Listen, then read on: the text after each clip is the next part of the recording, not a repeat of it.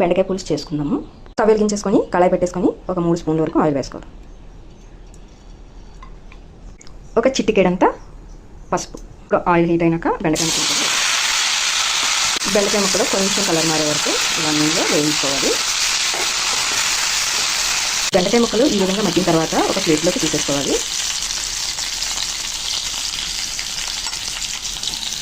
కళాయిలో కొద్దిగా మళ్ళీ ఆయిల్ వేసుకొని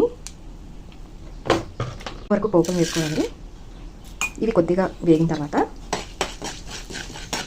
ముక్కలు, పచ్చిమిర్చి వేసుకొని ఇప్పుడు కొద్దిగా కరివేపాకు కూడా వేసుకోండి. ఉల్లిపాయలు కొద్దిగా మగ్గిన తర్వాత టమాటా ముక్కలు కూడా వేసేసుకోండి.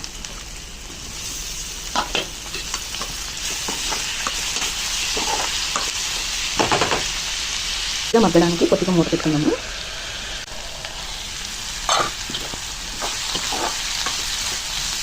ఇప్పుడు కొద్దిగా అల్లం వెల్లుల్లి పేస్ట్ ఒక స్పూన్ వరకు వేస్తాం.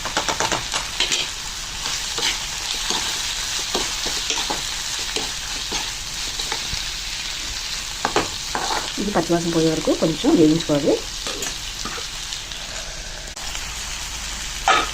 ఇప్పుడు ఉల్లిపాయ ముక్కలు కొంచెం వేగిన తర్వాత దీనికి సరిపడినంత సాల్ట్ని వేసుకున్నాము.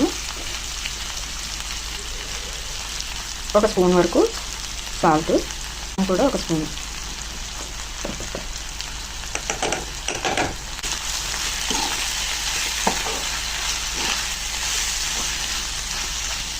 గరం మసాలా పొడి ఒక